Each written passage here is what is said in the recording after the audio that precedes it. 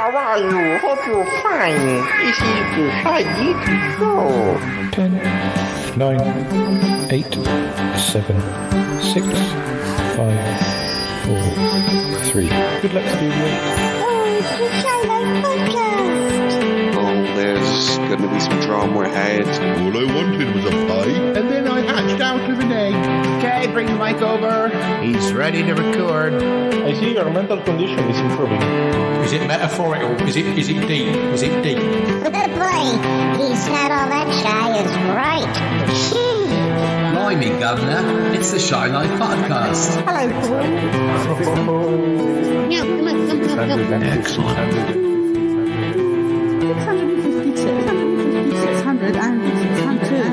652. Bonjour et bienvenue au podcast The Shy Hello and Life. welcome to yet another episode of the Shy Life Podcast with me, Paul the Shy Yeti. How are you doing? I'm all right. I'm here with two special guests. One of them will be saying something, and the other one, well, he might do. The first one of them is Dealey, who's very quiet, but he's here. Yes. And the other one is Andy, the birthday twin, who's back again. Hello. I'm the birthday twin. I'm back again. Welcome and thank you for having me back. Oh, no, it was always going to happen. We were saying this is the third time you've been on. The first time we talked generally about some soaps that we liked. Then we talked about ourselves and things we liked. And this time we're going back to soaps, and we're going to talk about two particular ones. But let's run the theme music, and when we come back, we'll explain a little more. Run that theme music, Deals. Darling, it's the Shy Life Podcast. Yes, but it's a positive thing, Paul. The high life, the shy life. You won't find a cast of characters like this everywhere. I'll go anywhere for a potato. Delicious. Hello, captains. How are you? You quite like a big bang, don't you, Paul? Go Shy Yeti. Oh, I hope he hasn't found out my secret. Do you think he has? I love the Yeti test. It's my favorite thing. If you thought that was bad, just listen to this. Yeah, I'm strangely drawn to Yeti Angry John's ankles as well. I could eat my body weight in crisps every day. Has anyone seen my hot sausage? It's all gooey and meaty and yum, yum, yum, yum, yum. I can't wait for it to begin. It's the Shy Life Podcast. I like that, yeah. Look, mommy, I'm famous. Marvelous, Paul. Hi there. And we're back. So, yes. Andy, do you want to tell the listeners Good what to be back, Paul. And have you got a cuppa? Because it's afternoon cereal time. Yeah. I've got coffee. And it is actually afternoon when we're recording this, isn't it? So that's perfect. So if you could just imagine that it's early 1983, it's not 2023 as we really are today, back to 1983, and Central TV has just launched two new programs as an afternoon serial. You know, we've done our housework, we've got to go and pick the kids up from school in a bit, but now it's time to put our feet up and enjoy half an hour of Australian television. So I don't know quite what the dates were, but they basically started showing The Young Doctors on a Monday and a Tuesday, and Sons and Daughters Wednesday, Thursday, Friday. And I can remember that from being a kid. So we would have been 9 when that started. So a long time ago for me, since I first saw some of these episodes. I think you saw them a bit more later than that in your region. Yeah, sort of not until 1990 did I get it. Had been showing since before that, but I recently discovered my 1990 diary, and listeners have heard some of those episodes, and I think we're almost coming up to the point where I see my first episode of Sons and Daughters. I think I saw my first episode when I was on holiday in Portugal with sunburn. And then I came back and thought, I need to watch this show. And I can't remember if I was really watching Prisoner. I guess I was probably really watching Prisoner by this point, although I'm not mentioning Prisoner in my diary. So it might have been all around this time that I started watching those shows. But could have been. See, for me, this was long before Prisoner. This was before Neighbours and Home and Away had started for me. And it's really Prisoner that we've got to thank for this, because I suppose the launch of Prisoner on DVD has then led to Grundy's and the other companies thinking actually we could start releasing other shows. for me, thinking that I'd ever get to see the Young Doctors again or Sons and Daughters was almost like you hadn't even thought you would be able to, because it was long ago and far away. So them starting to release them on DVD has been fantastic. There was a massive gap with Sons and Daughters where I'd seen the first 200 episodes, and then I'd seen from about 1985, 30 years ago, and then there were probably the box sets, like the 2, 3, 4, and some of 5. Actually, a little bit, yeah. Well, a lot of it I just never seen, so it was all new to me. This is what I tend to think of it just because something's old. If you've never seen it, then it's still new. It's you know, yeah. So I never thought I'd see all of Sons and Daughters, all the episodes I'd never seen. And so far they've only released one DVD set of Young Doctors, so we don't know whether they'll do any more, but we've at least got the first 250 250 episodes to look at. So shall we make a start then? Yes, we're going to talk about which one do you want to do first? I guess we should do it chronologically, I suppose, because although they both started in Central on the same year, there is a big. Should we do Young Doctors first then? Yeah, let's do Young Doctors, and the episodes they're like the pilot episode A and B, aren't they? And then part 1 or episode 1.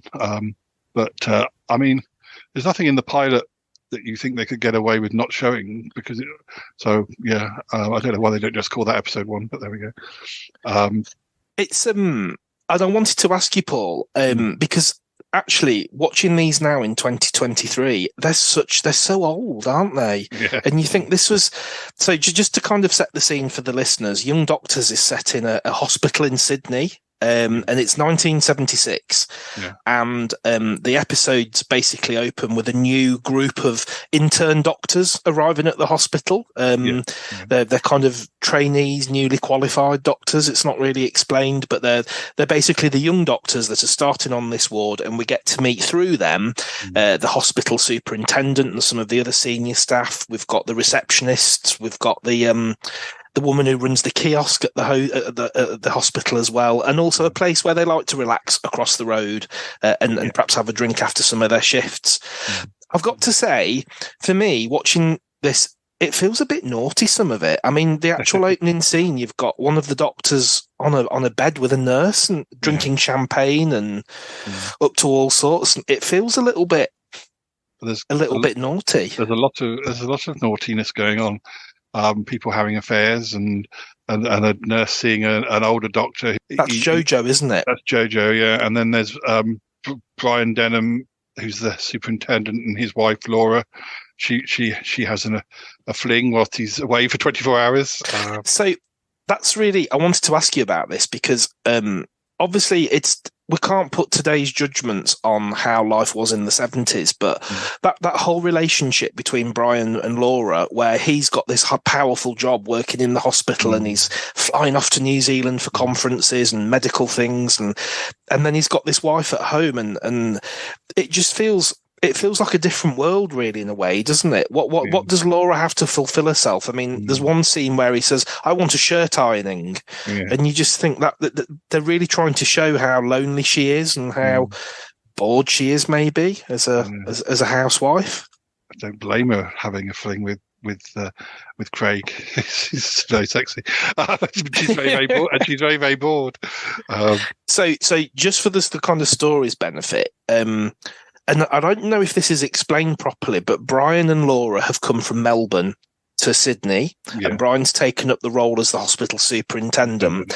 And Dr. Craig Rothwell is this junior doctor that's maybe trained under Brian in Melbourne, and he's kind of followed him to Sydney. And obviously, as we've just kind of said, Laura and Craig, the younger guy, have had a bit of a thing already and have another one.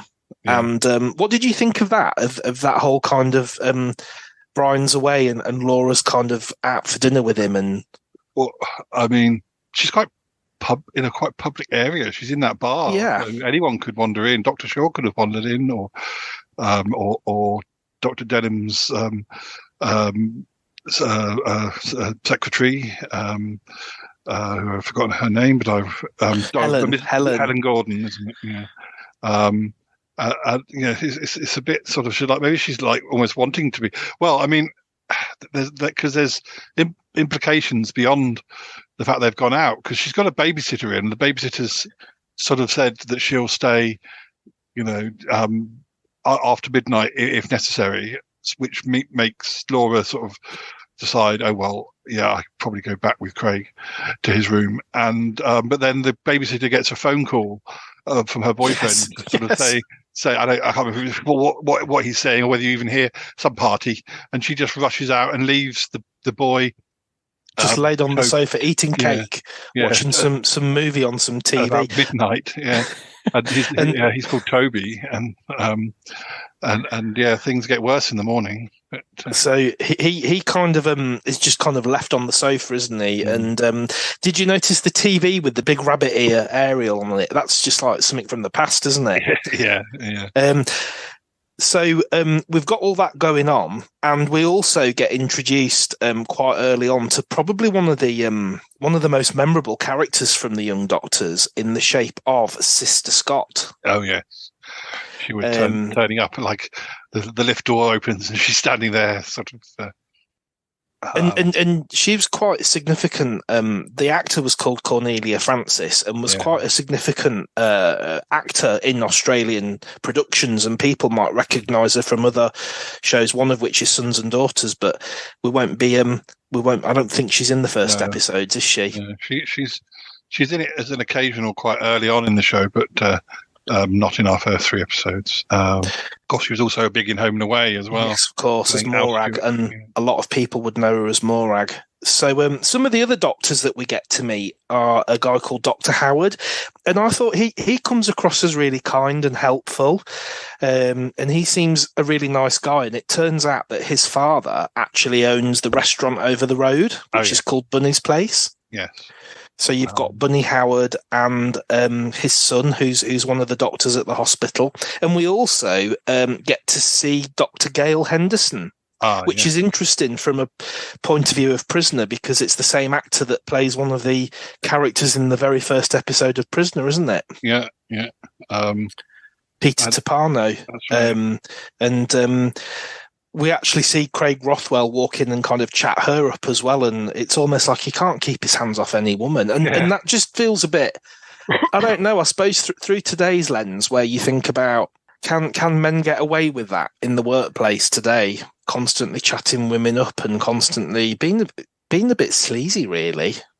She's reading a textbook, and even when he comes over and sees what she's reading, he says, "Oh, I see, you're a nurse." Yes. Even though presumably the book is far more complex than something a nurse would be reading, and she goes, "Well, no, I'm a doctor," and he has to kind of backpedal and go, "Oh, you're one of the interns." Yeah. Because of course, Craig, and the other thing is that Craig, he's the son of a renowned surgeon, so he's kind of inferred that he's kind of got where he is partly from his father's influence or his father's profession, and it doesn't necessarily mean he'll be a good doctor just because his dad was.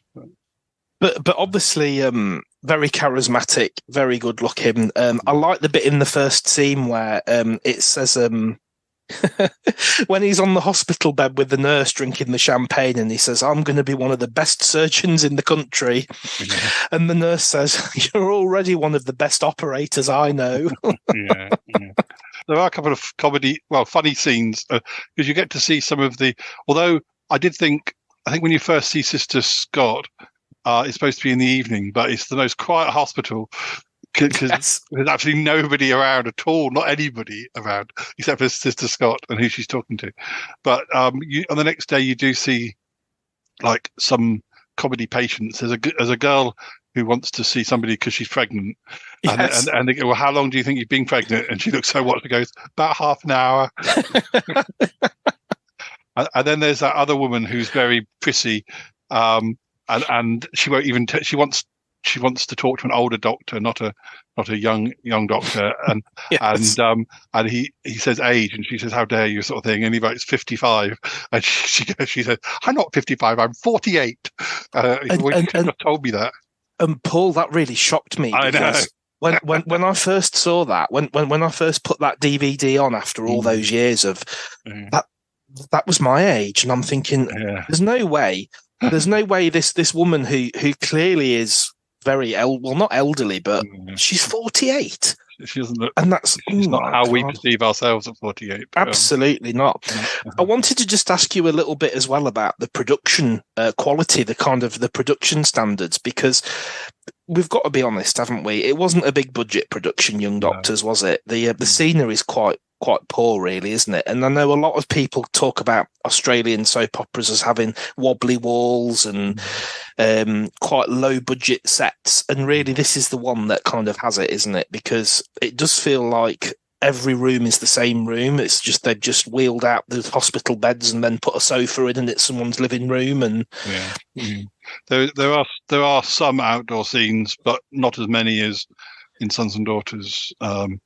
A few years later, but there's the only scene I can definitely think of is when there's the car accident. And yes, that's the end of episode. Well, that's the end of the second pilot, but or a part. So maybe we should just say as well what that car accident is. So we mentioned, didn't we, that Laura had left her little boy with a babysitter, who then gets invited out to a party. So poor little Toby wakes up next morning, home alone. What does he do? So throws on some clothes and runs out. And then next thing. I mean, presumably he knows he's got to go. He's the only one doing what he's supposed to do. He's like, I need to be going to school, and I'll just have to walk there. I think most of us would kind of go, I can't go to school because nobody's here. So, Woody, I've got a day off school. He's a very conscientious boy. Definitely. So then we see this car screeching around the corner, and it's a hit and run, knocks the little kid over and speeds off. And I found that quite shocking. Yeah, it's quite shocking, and also. It takes a while for because when he gets taken to hospital, it takes a while for you even hear it report when Dr. Denham's got back.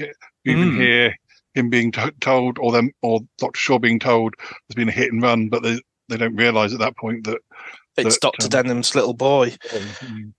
So you've got this awful scene, as you said, where Dr. Denham's back from his conference or wherever he's been, and they get told, don't they, that there's this hit and run and he's brought in, and do they need consent to do an operation? So they have to get that from Dr. Denham because he's the hospital superintendent. And you've got this, I suppose it's part of the whole kind of story, isn't it? This scene where Dr. Denham says, well, I'll come down and see the boy, and not realising it's actually his own child.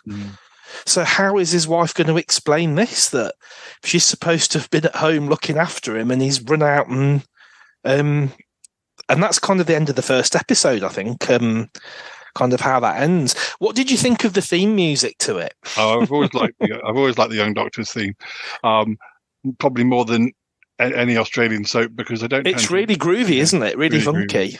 And I suppose sorry, go on. No, I was going to say at the end of the episode, episode 1, which is episode 3 for our purposes, is they're at the bar and Bunny sort of says, we've got a great new band called the Executives in, and they start playing the theme music. and I noticed at the end it does actually say that the theme tune was played by the Executives. So do you think that's actually the band? Yeah, I expect so. It must be. And they keep actually the same people. They pretty much keep with versions of that theme. They might change it slightly or put a little extra sound effects. The title sequences on Young Doctors was always fun as well. Always very fast moving and a different, updated with whoever was in the cast. But so I wanted to just mention briefly as well about the opening credits, because I think it's interesting how they put them together, and it's interesting that we mentioned about the end of episode 1, which, as you quite rightly say, is episode 3. You've got this bit with some of the doctors all dancing with each other, and then you realise this has actually been intercut in the opening titles for the first 100 or so episodes, and you've got different nurses and doctors dancing together, intercut with them at work. And I kind of think that's interesting how there's clearly a bit of thought put into that. It's kind of, here they are at work, and then here they are on an evening relaxing and kind of drinking together. And I thought that was quite well done. later versions, you might even have an ambulance pulling up at the start with a siren. Yes. It changes. I do like a changing title series. There's nothing worse than that's the one thing about Sons and Daughters is although the pictures change, it's pretty much. It's not that exciting. It's sometimes exciting to see there's a new face or whatever, but it's quite basic compared to Young Doctors.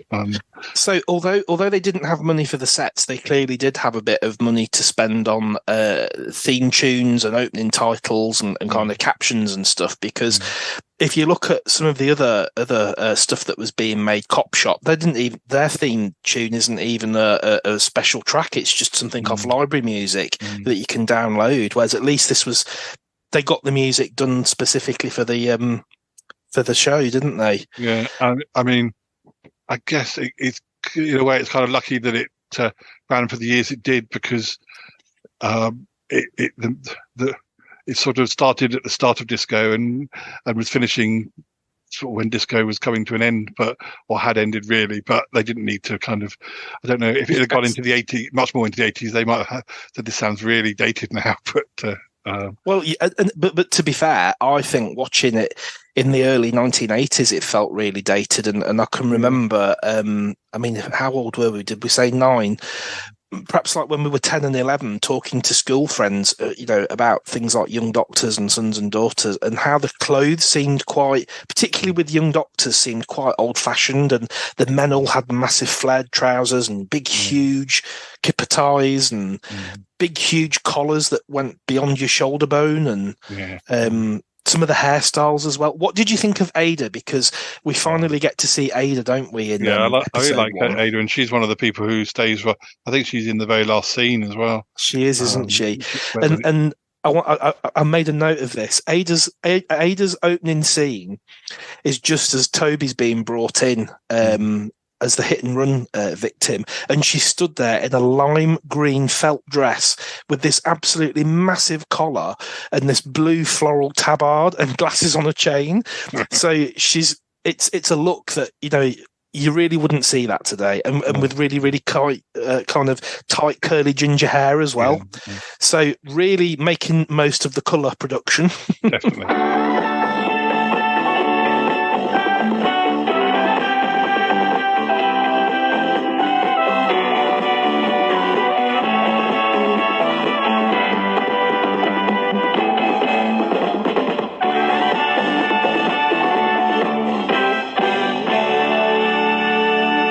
Where did we get to? We've just met Ada at a kiosk, and she's the hospital gossip, isn't she? Yes. So everything that goes on, Ada finds out about, and poor Dr. Denham's just discovered that his the hit and run victim is actually his own son.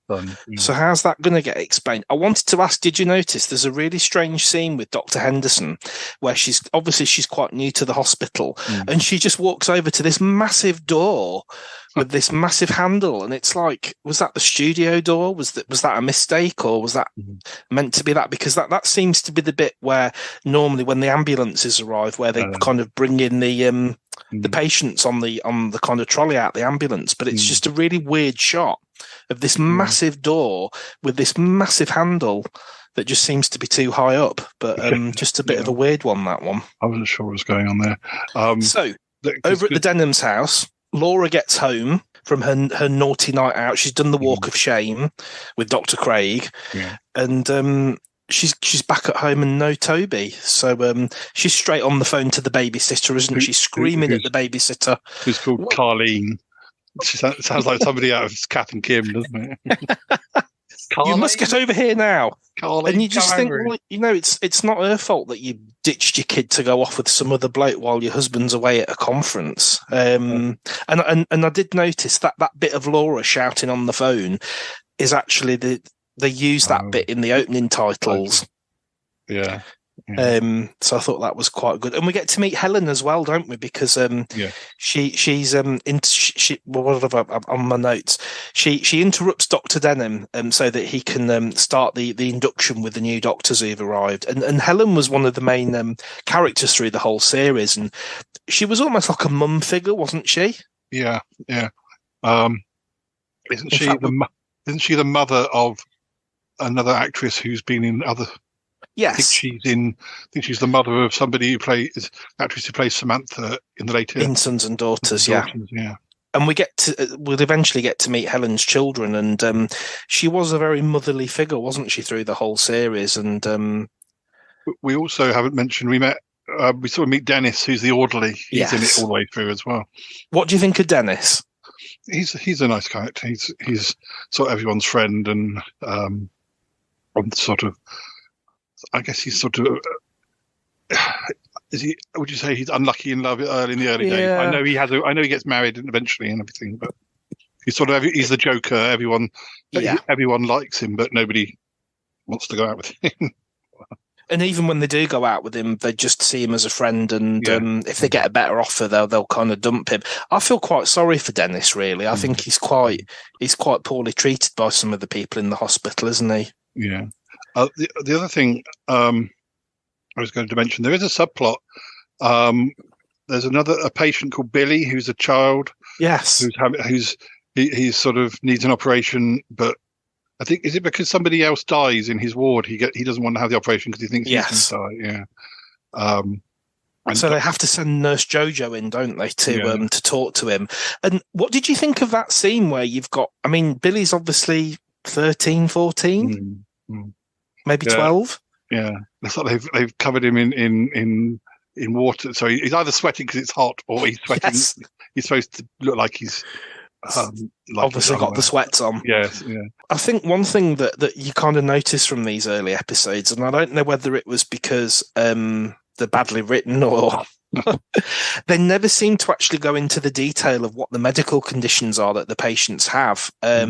We're kind of later on, we'll see a character who's got a terminal illness, which is some kind of stomach cramp thing, but we absolutely have no idea what it is that's wrong with her. They just don't seem to want to mention any real medical problems, and I wonder why that was.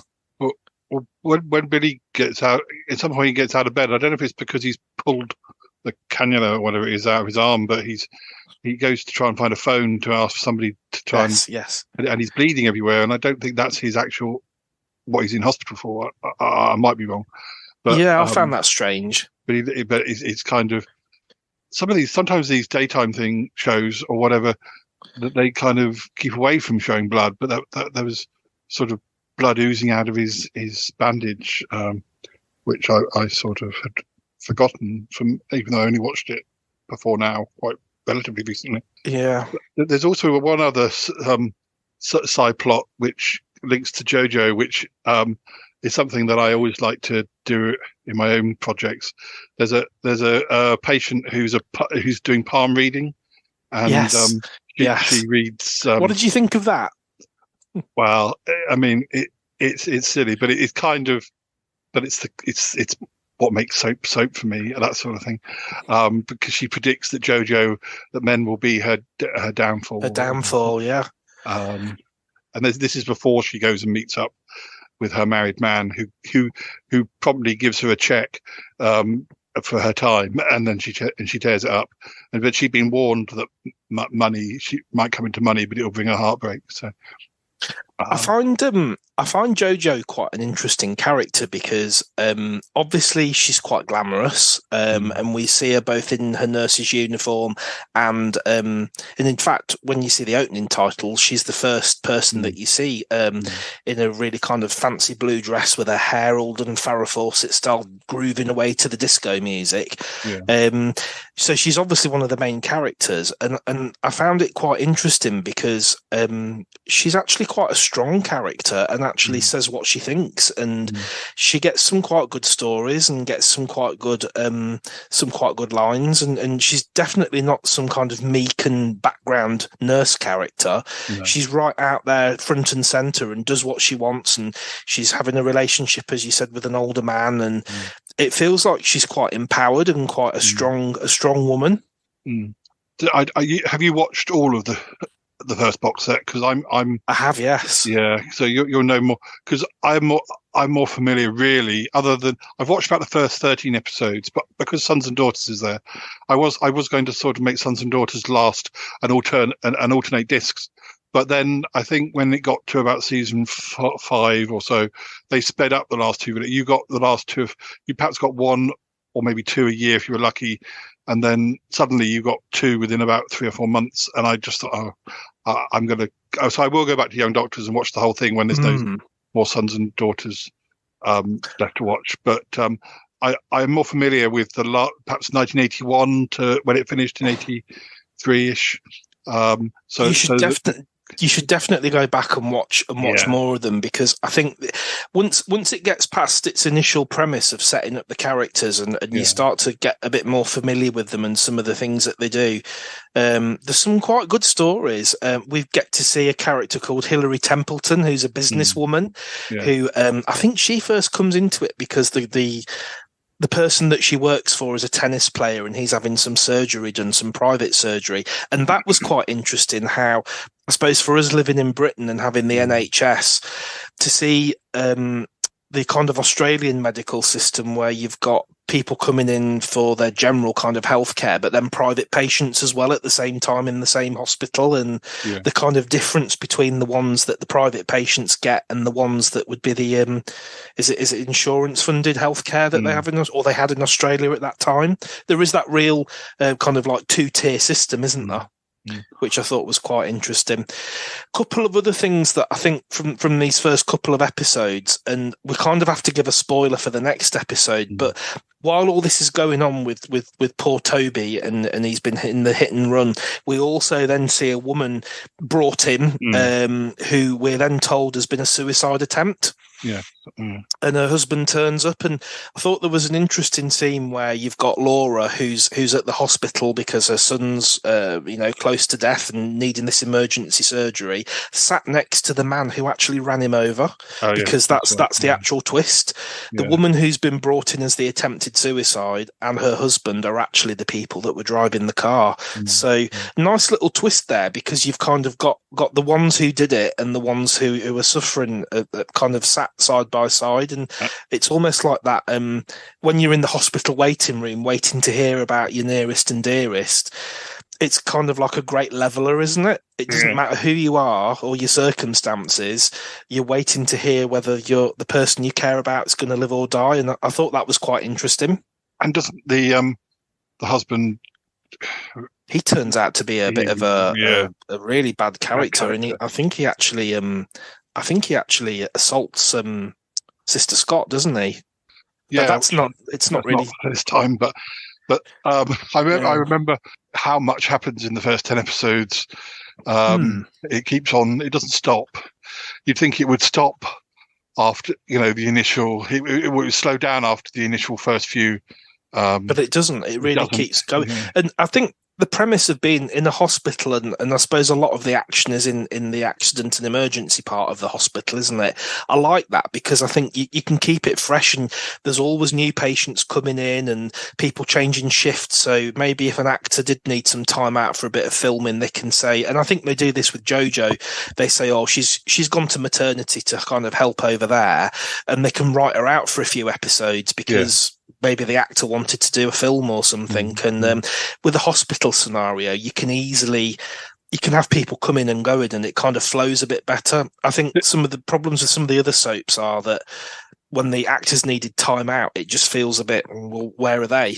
Yeah. I guess thinking of a UK hospital show such as like Casualty, I only ever watched Casualty when it was on like 10 episodes a year, and it wasn't really that ongoing. I guess when it was on much more regularly, it probably became more like Young Doctors with subplots and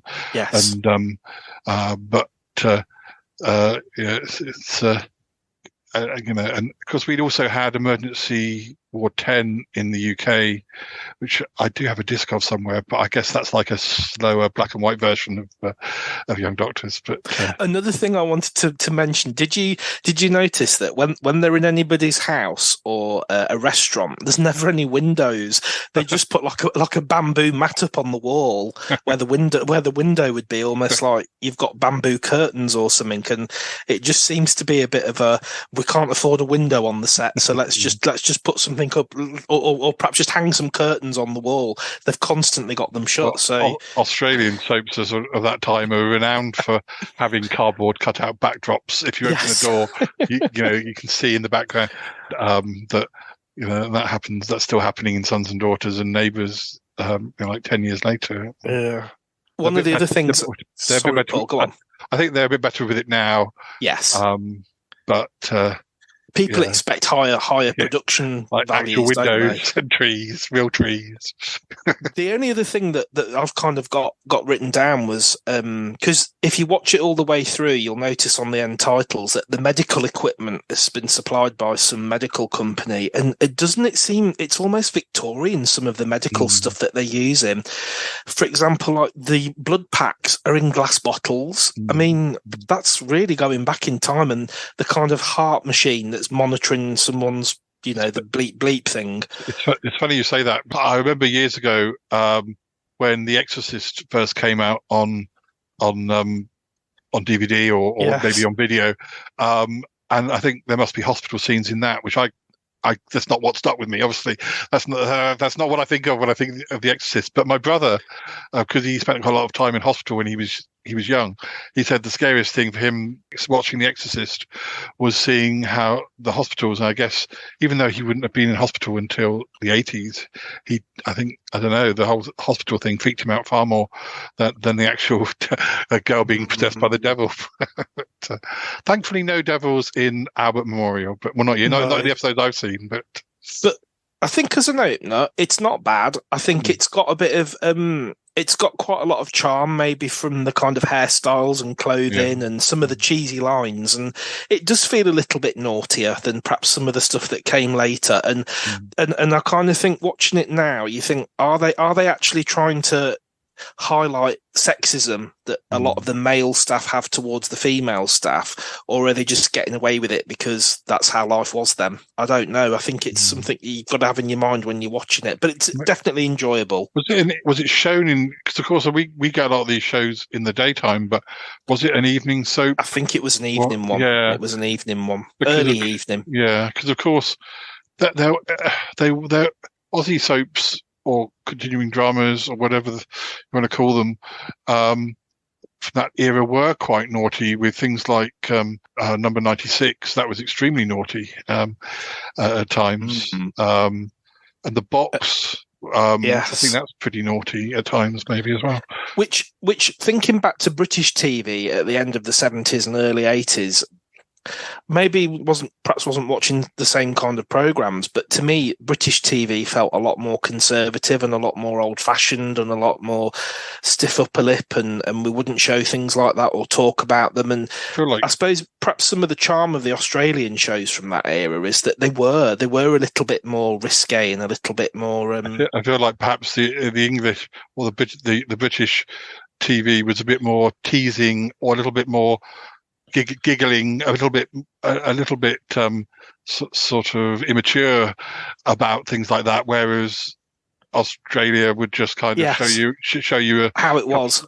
How it was, and you might see a couple with no clothes on, but it wasn't necessarily tittillating. It was just like, this is what it is.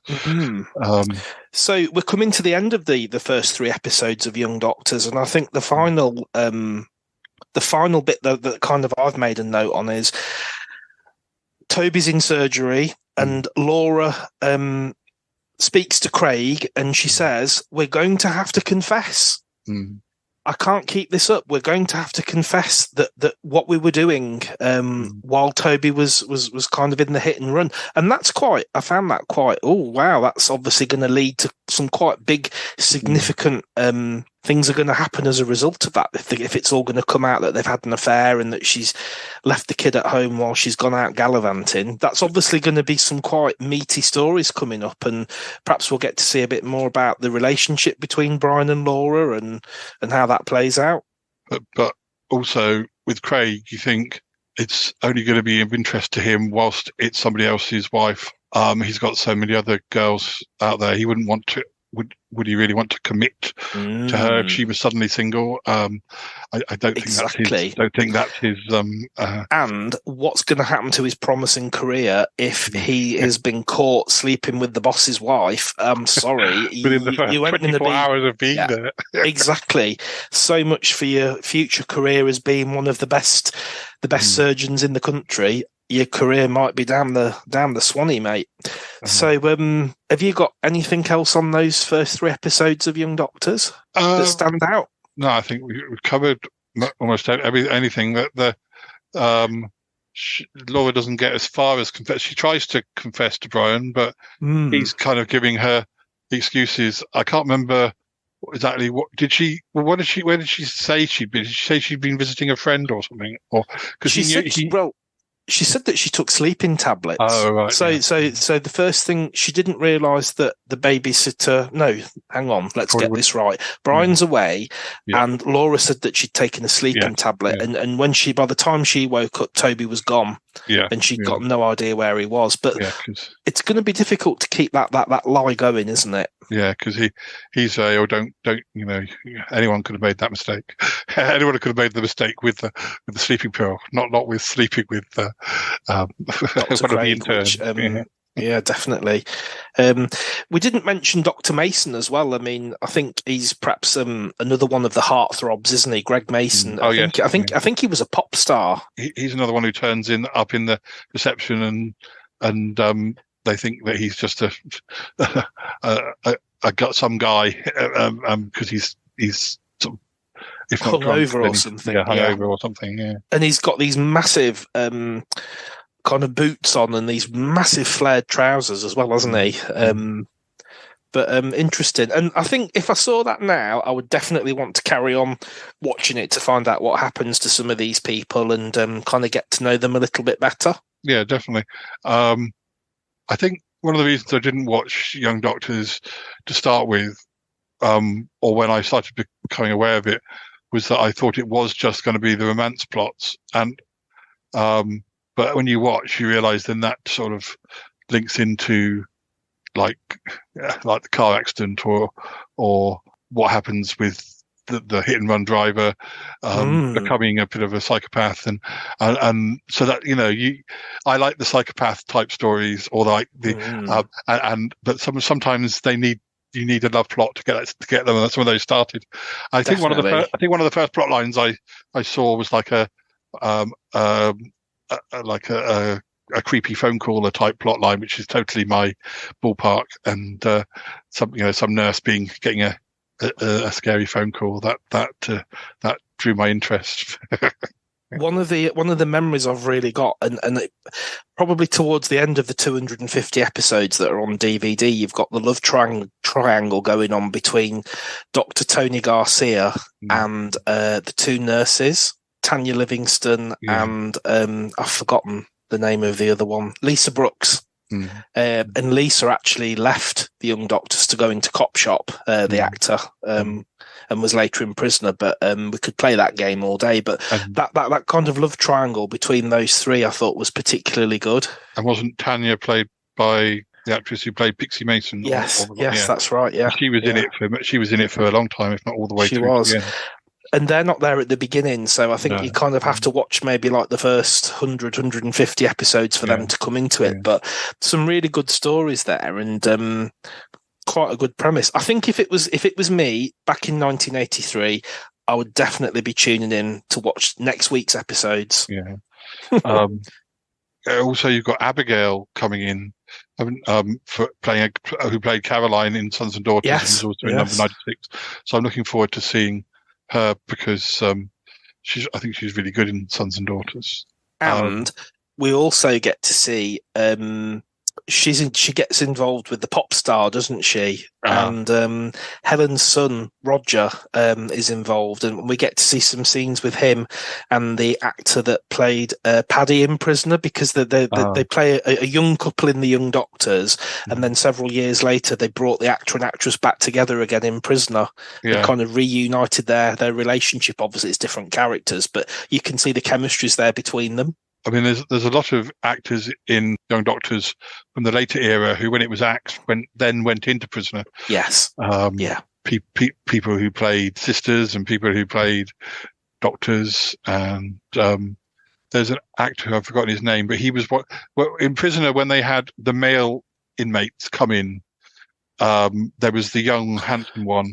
It's Peter Bensley. Bensley, yeah. He was also in towards the end of Young Doctors. I always had a soft spot for him, and yeah, I agree with you on that. So I really would like them to.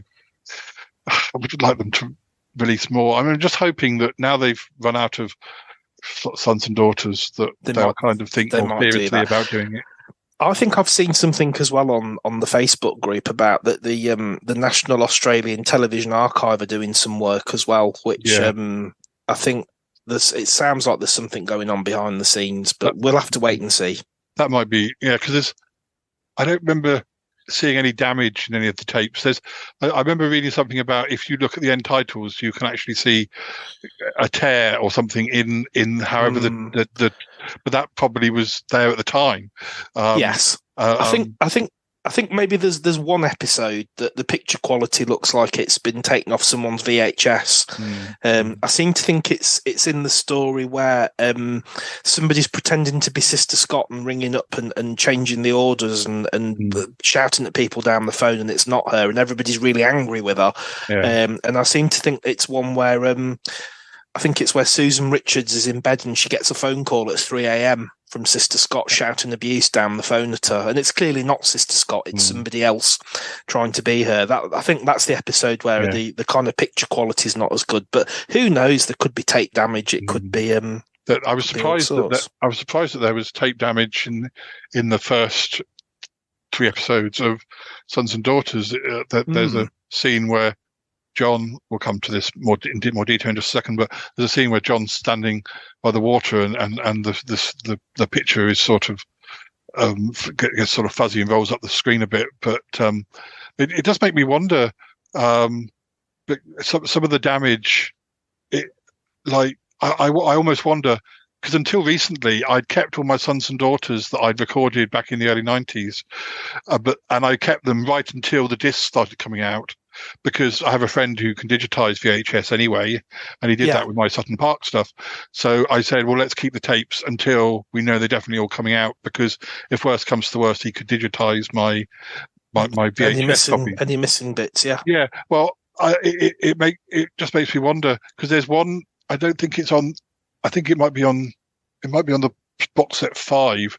There's one episode, because towards the end, it was shown as 50-minute episodes, less times a week was Sons and Daughters, and but for UK sales, they chopped them up. I'm not quite sure when this started, but there are definitely episodes you can kind of go, oh, that was a halfway episode cliffhanger, because sometimes the less exciting cliffhangers are probably because it was originally a 50-minute episode.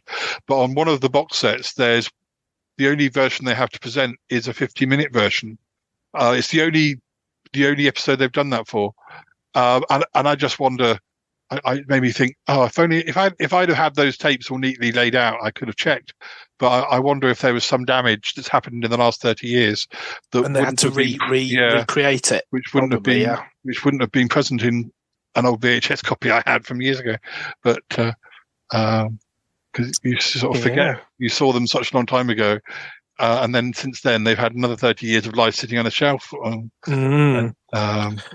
So shall we move on then to part 2 of our afternoon serial? So we've done the Young Doctors, and now it's time for the other show, Sons and Daughters, which is it's completely different, isn't it? And it's quite interesting, I think, how it first starts, isn't it? The kind of opening scene, not in the 70s, but actually back to the 60s. Yeah.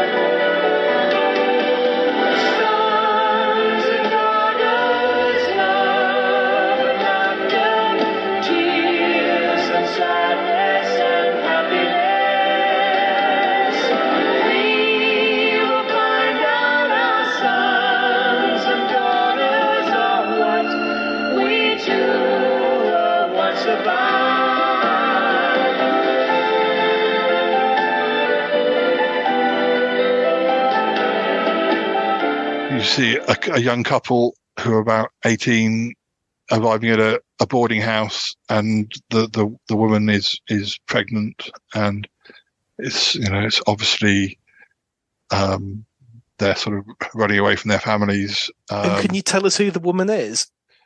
Well, she's played by Jackie Woodburn, and she's playing Patricia Hamilton, that you'll meet later, a few years later, 20 years later. But she isn't in it for very long, but it's unusual to see her playing a sort of a snappy, snipey, not very nice.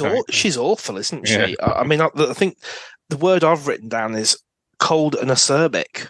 She's horrible. Mm. She's really horrible to David, isn't she? Yeah, I started thinking, have they just, because I wouldn't say that she necessarily looks she's too young to look like Patricia looks like. And I was thinking, with David, they've just gone for tall and brown haired. But then the more I looked at him, I thought, actually, he's sort of could be, yeah. Yeah, he's sort of he's sort of quite a hairy looking guy, and he's kind of got a handsome face, and I was like, yeah, I can see this being David. I thought that as well, but what I noticed that they didn't do, they didn't use a different actor to play Fiona. No, they just given her a more 60s haircut. She's sat playing cards, isn't she, when the door goes, and which I thought was quite good. But so basically, this young couple arrive at this house. The woman takes them in, and we're introduced to Fiona, who's going to look after them. And that very night, it's almost a bit. It's a bit like No Room at the Inn, isn't it? It's almost like with I don't want to say it's biblical, but you've kind of got this young couple. She's about to have a baby, and they end up at this guest house, and Patricia goes into labour. Yeah, and Fiona delivers the babies. Because there are two. What did you want, a girl or a boy? You've got one of each. Yeah. Patricia doesn't stick around very long. She doesn't, does she? She grabs the girl and clears off with a note. Yeah. And so we then see a scene, don't we, with the young David with his baby and the baby boy, obviously, and Fiona, and he's basically saying, I can't look after a baby. Like, what, Patricia's left me. She's took the girl. What am I supposed to do? What are we even going to call him? And you just get that sense that as a young man in the 60s, he's just completely lost, isn't he? Yeah. Well, he always was very much sort of needed looking after, even when you get to meet him later on. He likes to be in control, but he needs looking after. What we then see is Fiona offer to look after this baby until David can get on his feet and sort himself out, and hopefully at some point David can have his son back. So and they just doesn't David decide to call him John? Yeah. And that's basically all we know, isn't it, from the 60s? Then when it goes to the current day, which is, I guess, it was filmed in 81. Don't know if they say it's 82, but it says Melbourne 82. Yeah. And you kind of get a bit of, when you meet modern day David and his wife Beryl, there's just a few lines that kind of sounds like she had kids with David, but they eventually adopted John, or brought John into the family. But it doesn't, they do it quite, between a couple of lines of dialogue and a couple of flashbacks that John has later, one which I'll come to because it almost seems out of character, but anyway, we can come to that. So the kind of first thing we see of John is, and I've written down that he looks like he's got Leo Sayer hair. He's got awful. I've got to put John has awful hair. Is that a wig? I don't know. And he seems to be climbing up like a TV mast. Yeah. Now, I wanted to ask you this because I don't know. I don't know if maybe you have any Australian people listening to your podcast who might be able to tell us this, but I think from my geeky knowledge of TV transmitters, in Melbourne, the TV transmitters are all up on a mountain, whereas in Sydney, they're actually at the TV studios. So the fact that we see John climbing up the TV mast and it's at the studio, I think they've made a little bit of a mistake there, because that would suggest that was Sydney, not Melbourne. Anyway, detective. Maybe I'm thinking too much, but as I say, we see this young man climbing up a TV mast with this big sign to come to his sister, and it's his best mate's wedding. Yeah. And you then see David and Beryl. Are they seeing that on TV? Yeah, it's being broadcast. Being broadcast on TV. Yeah, because the TV guy is interviewing him.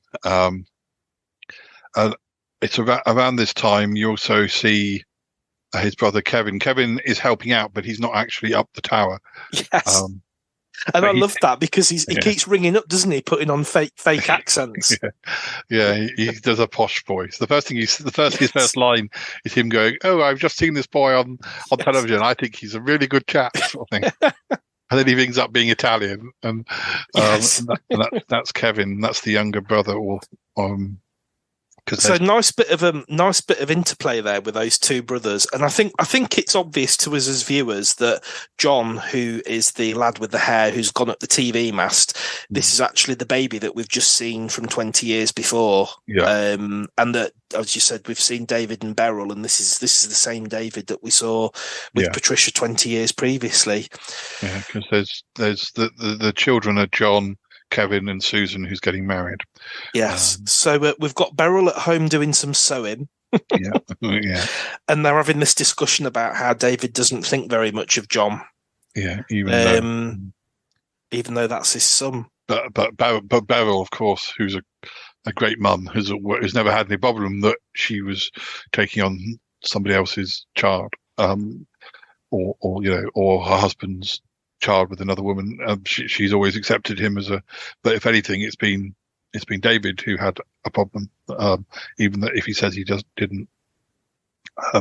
So the police arrive, and John and Kevin both end up at the police station, and doesn't David have to go and get them out and bring them back home, and it's all a bit of a and you can almost see David's quite angry towards John, isn't he? And he's almost blaming him for having caused trouble, and I think he calls him a bit of an idiot, and you shouldn't have done it, and you can kind of see that their relationship's not great. I've sort of grouped some of these things into, because of course there are a number of scenes, but I kind of grouped them together into thematic. Yes. Things. But it's around this time that John has a dream of a girl on a horse. Yes. Very, very, very clear and specific. What did you think of that? And a bit like the palm reader in The Young Doctors, it sort of makes me go, "Ooh, what's going on here?" Even though we're not suddenly going to be in the middle of a supernatural soap, but it's still a little bit sort of, "Oh, this is interesting. What's going on here?" And it's not long. It's not much further on in the episode that we actually get to see the girl who was on the horse. She's in Sydney, and she then gets into a car with a man and drives off. Yeah. And you've got this scene where, kind of back to John, he then is sensing that something's not quite right, and he feels a bit anxious. Yeah. And actually, at the same time, the girl in the car and the man that she's with, they actually almost have a car crash, don't they? They're almost driven off the road. And because John and Bill being his friend who's going to marry his sister, they're having trouble at work for larking around, and they're doing the boss has given them a last warning sort of thing, and they're helping move a heavy thing up on a pulley system, and at the same time as Angela's having her car crash, John sort of gets a. He just loses it, doesn't he? Loses it, and causes the thing to fall and break, and then they both get the sack.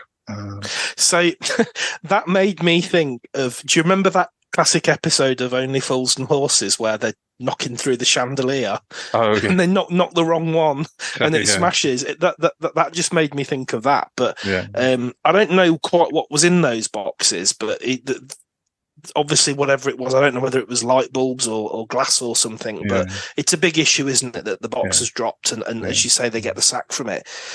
So we've met Bill, who, as you said, that's the guy who's going to marry John's sister. What did you think of Bill? You soon discover that he's a bit of a bad un, really, but he seems fine at the start. But it's quite soon reveals his true colours. I was going to say, considering that later on, it's really a show about the two families, the Palmers and the Hamiltons. We don't see the Hamiltons a great deal in this episode. We see a lot more of the story involving the Palmers, because Angela being a Hamilton and being that sort of face that he's dreaming of. And also, we're coming to a plot line which will also explain why we see a lot more of the Palmers to start with. But what do you think of them as a family?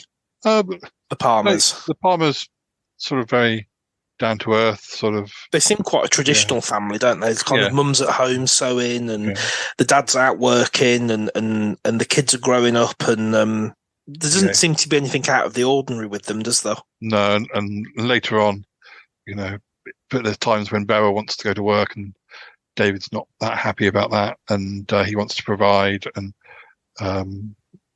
there's lots of twists and turns, and at one stage, Beryl has the upper hand because she ends up sort of not having to rely on him, and she can be, the tables turn a bit, and she's a bit of she's the one with the money for a while, but and I have to say, Beryl. I know a lot of people think Beryl's quite boring, but I have to say, having watched much later episodes, and thank you for encouraging me to do so. Yeah. Beryl goes through one of the worst things that I think has ever happened to anybody in a soap opera. Is that with the baby? With the baby. Yeah. that I don't know how. If it was me, if I was the actor playing that role, I think I would have walked off set. I don't know how they did it. But anyway, we'll come to that maybe later on at some point. But that's one of the worst things I've ever seen in a soap opera. One of the joys of later on is Leela Hayes, who plays Beryl, getting to play a tarty version of herself, which some people would say is that must have been fun. Some people would say is those sorts of things are where the show jumps the shark, but it's where I love it. Makes me love it even more. Yeah. We've got John and Bill in Melbourne in the is it a factory, and they've just smashed up some equipment because John wasn't paying attention because he was having this psychic flash. And we've then got Angela arriving home, having just been in a car crash where she was nearly written off. And this is where we find out that Patricia is her mother. Yeah. And we see Patricia gossiping on the phone, and I suppose this is where the jigsaw fits into place, that the young girl that back in the 60s had walked off with kind of the girl baby. This is Patricia and Angela, isn't it? Yeah. We don't necessarily, in these first episodes, we don't necessarily hear about, we know she's married to Gordon, but we don't know that Gordon had this other wife that he was very much in love with. We don't see that yet. We don't really. We eventually see Wayne, but we'll come back to him. But we don't necessarily know that Wayne isn't Patricia's son, or not by blood anyway. So this feels like a very different household, doesn't it, to the Palmers? You've not got mum and dad sat at home and kids. It's almost like, where's Gordon's out doing some business, Patricia's gossiping on the phone with social friends, and she's arranging a party because it's the twin. Well, it's Angela's 20th birthday, which also means it's John's 20th birthday. But I noticed that Patricia was she was a little bit more posh in this first episode. She's kind of, I don't know if it's just because she's just come off the phone and she exaggerates her accent a bit on the phone, but she was playing it slightly posher than she plays it later. I mean, I thought that as well. Yeah. But you don't get a lot more than, there's a party being arranged, and it goes back more to sort of the factory, and Bill goes back to speak to the boss about having lost their job, and it ends up with Bill, and you see Bill hitting him and killing him. Although he doesn't die immediately, it turns out, but unfortunately, about the same time, John has told David what happened, and David said you should go in and apologize. So he turns up at the factory just after Bill's left, and finds him in dead or dying, and dying, yeah, and then of course John tells David about that, but David doesn't not believe him, but doesn't believe him enough to make it look like he's unsure, which is not what John wants. The police arrive, and in the end, John runs off and goes on the run. And so what a ratbag Bill is. So Bill has basically killed his boss and is now letting. I mean, this guy's supposed to be his best mate. Yeah. He's marrying his sister, and yet he's quite prepared to let John take the blame for what he's just done. What a ratbag! Yeah, but then I suppose if you've just killed someone, maybe you might not be thinking clearly.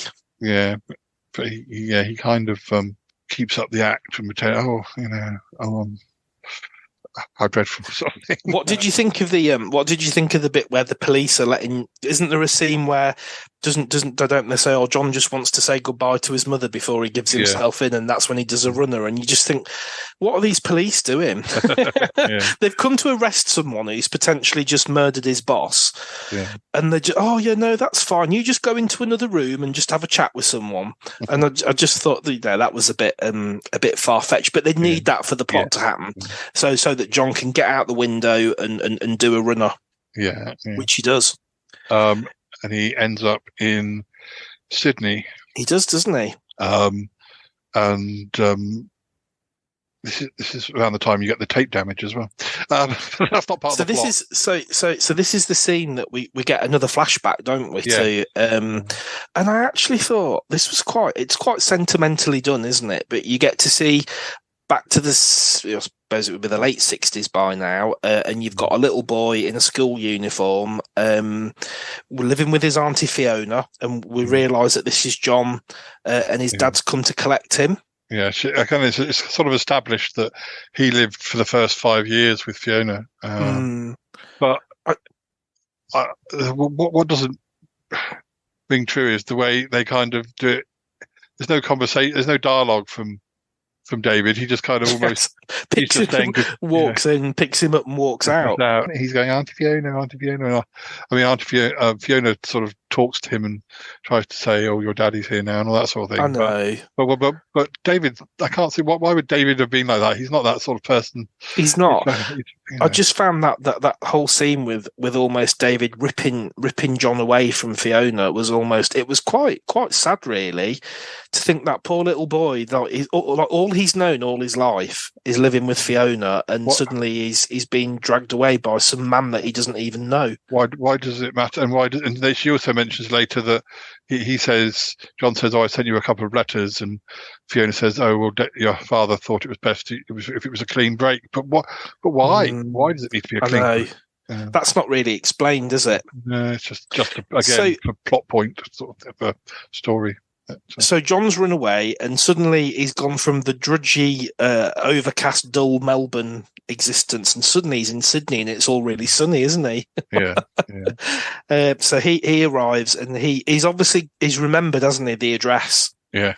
22 Manley Terrace, and she's taught him, hasn't she? When he was very little. Yeah. He finally tracks her down, and I think I've written down here that.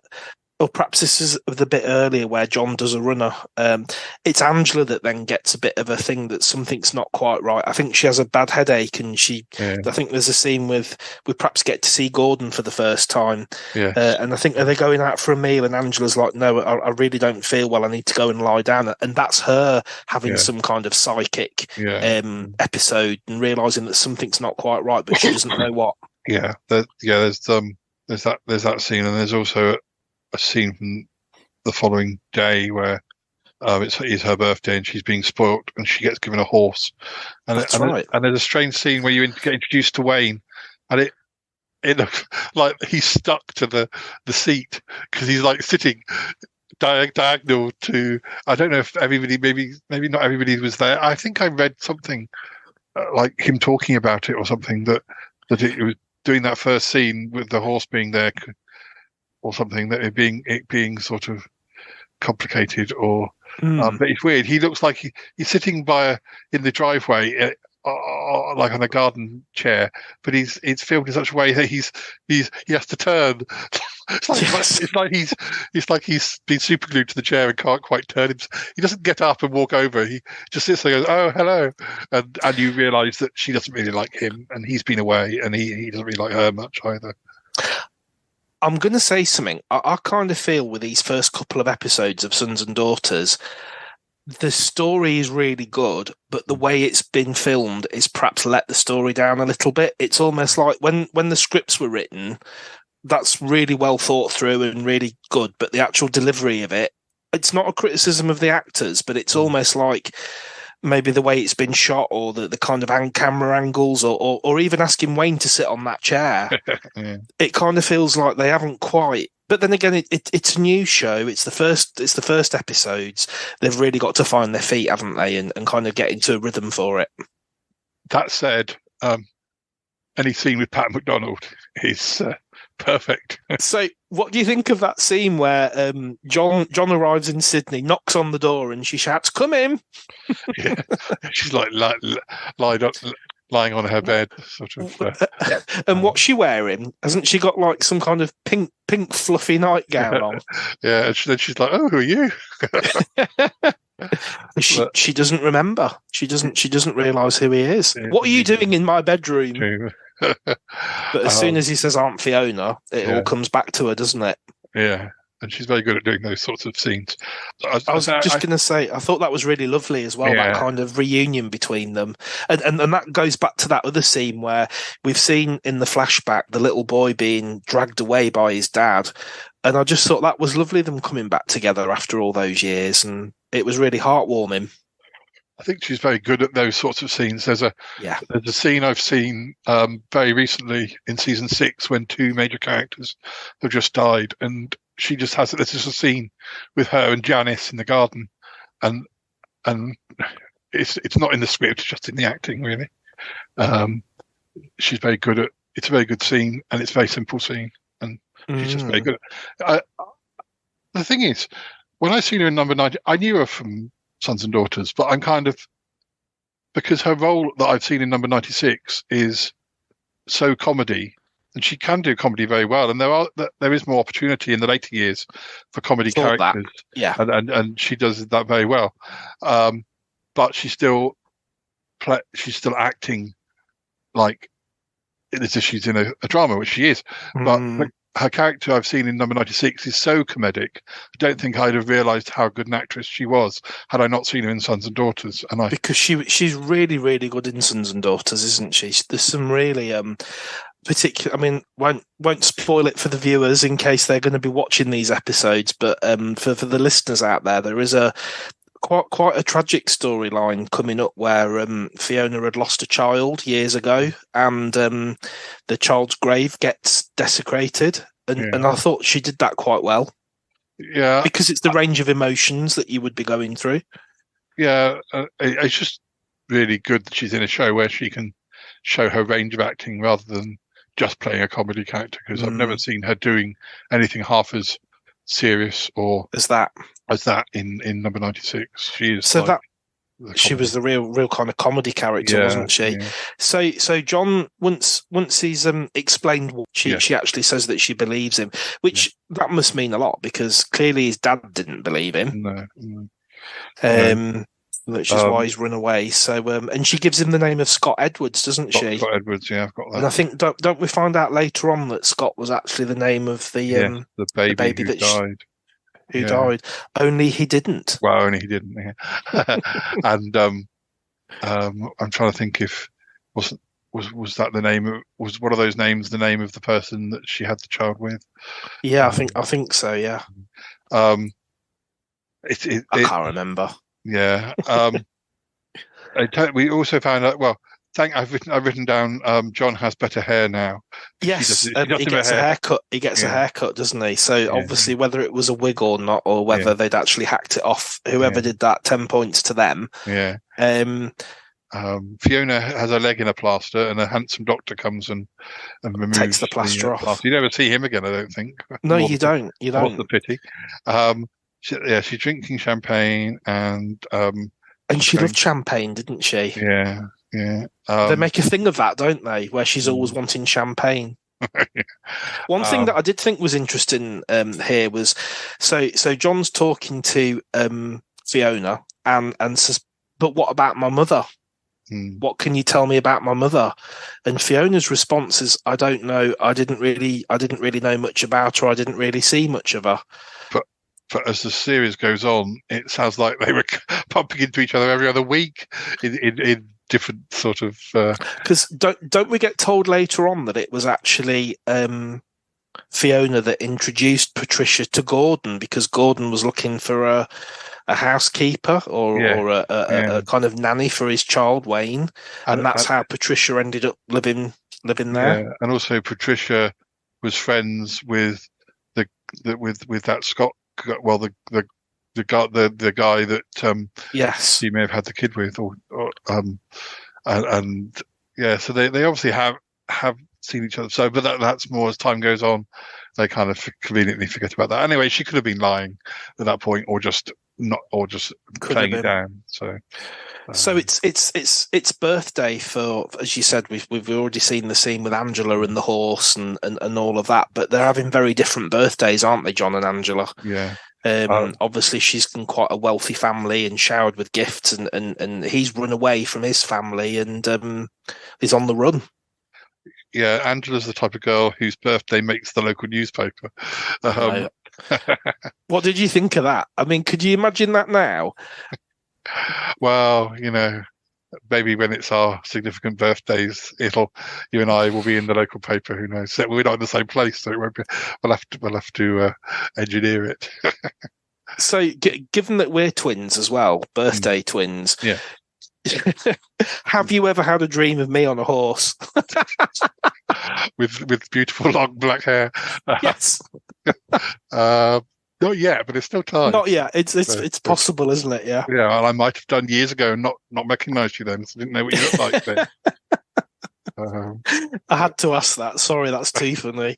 So we then see, don't we, another dream sequence where John is kind of dreaming of Angela yet again, and he gets woken up by a young woman who's offering to make him breakfast. Yeah. Which is the first we see of Jill. Hooray for Jill. Who's Fiona's neighbour, and it's, I don't think it's quite explained just yet what's going on, is it? But Jill is someone who lives in the same apartment building, or is she a tenant? Or we later find out. We won't spoil that yet, but we later find out sort of how they know each other, how Fiona and Jill became friends. But and you're right. This is the bit where it's in the newspaper. Socialite's birthday, and you've got Angela, and of course for John, he's like, "Oh my god, this is the girl I've been dreaming about." So Jill then offers to take them for a drive, doesn't she? And we can go and have a look where she lives. John does call home very briefly. Yes, and speaks to Beryl, and I think speaks to Susan. But or maybe Kevin, I can't remember. One of them. Anyway, he won't speak to his dad, and he breaks the call. So thinking about why is the relationship so bad between David and John?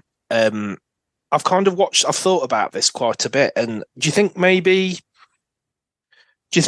David maybe blames John in some way for what went on, or perhaps he's not able to have a good relationship with John as he is with his other kids because it's connected with the way he feels about Patricia, and it's almost like John is this constant reminder of this other life that he could have had if Patricia hadn't walked out and taken Angela. I mean, he doesn't even know Angela exists, does he? It's just a girl that was born that kind of disappeared with Patricia.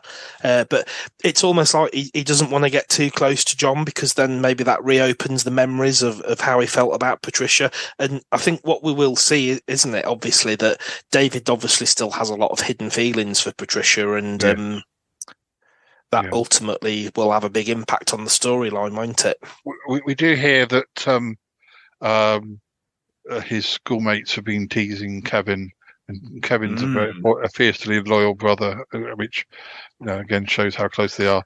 That he's been standing up for his brother and fighting them and stuff. What do you think of Kevin? I really like Kevin. I often find John very irritating, but Kevin, I always liked, even though he does do things that are irritating at times. But he's really smart, though, isn't he? Yes, yeah. I was warmed to him more than I've warmed to John. But I kind of quite like as well. Once Patricia does start meeting up with the Palmers, Kevin is one of the ones that's really anti-Patricia, isn't he? He's really kind of quite firm, and maybe some of that's to do with. Without giving too much away, clearly you kind of get the feeling that something is going to happen between David and Patricia again. But Kevin really is the one that. He really is against Patricia, isn't he? And he's kind of he can see what she's doing. Yeah. That she's a manipulator and that it's all an act and she's just false, and he kind of stands up to her, doesn't he? Yeah. Seems quite a smart guy. Yeah. And then the last main scene is because the version we have on the DVD is just like an hour or so. It is, 3 episodes edited together, so it's hard to sort of tell. But we do get a cliffhanger when Jill takes John to. I don't know why I guess they go out for a drive, don't they? I guess they sort of roughly to the area where they know the girl in the paper lives, and then coincidentally she's on a horse. We're just riding past, and John's like, we have to speak to her, and then suddenly he's like, just a minute, where is she? Because the horse is running, and she's not there on the horse. So they jump over the fence, and they find her lying sort of in this kind of semi-conscious. Yeah, and then and he's just and John just says she mustn't die, and he's kind of holding on to her. Yeah, and then we get the first famous freeze frame. Yeah, and the music kicks in. Yeah, all of the Sons and Daughters is known for its sepia freeze frames at the end. Yes. Of it, so. Would you have liked a freeze frame, Paul? I've lived my life wanting that freeze frame. Yeah, I want that to happen all the time. I remember when I was a kid, and I don't think I even watched. So I don't even remember. It was before I watched Sons and Daughters, but I think my friend Harry might have done, because we used to have this spoof soap opera we used to play in the playground when we were probably too old to be playing games in the playground. But we had something called Detentions. It was supposed to be like a soap opera set at school, and we'd do a cliffhanger, then we'd freeze frame. and even though I wasn't watching it, I knew what that meant, and it's not like they did that in Neighbours or any other soap. But I knew that was a thing to be respected. What about you? Have you always wanted a freeze frame? Definitely. And you just kind of think, what would the scene be? What would be the news that you've just been given, so that you can pull that face of shock, and then suddenly it starts to fade to sepia, and you've got the music coming in. That would have been fantastic. Well, it could be Andy, I have something to tell you. Yes. I found out some news. Tell me. I think we might be birthday twins. What? Yes.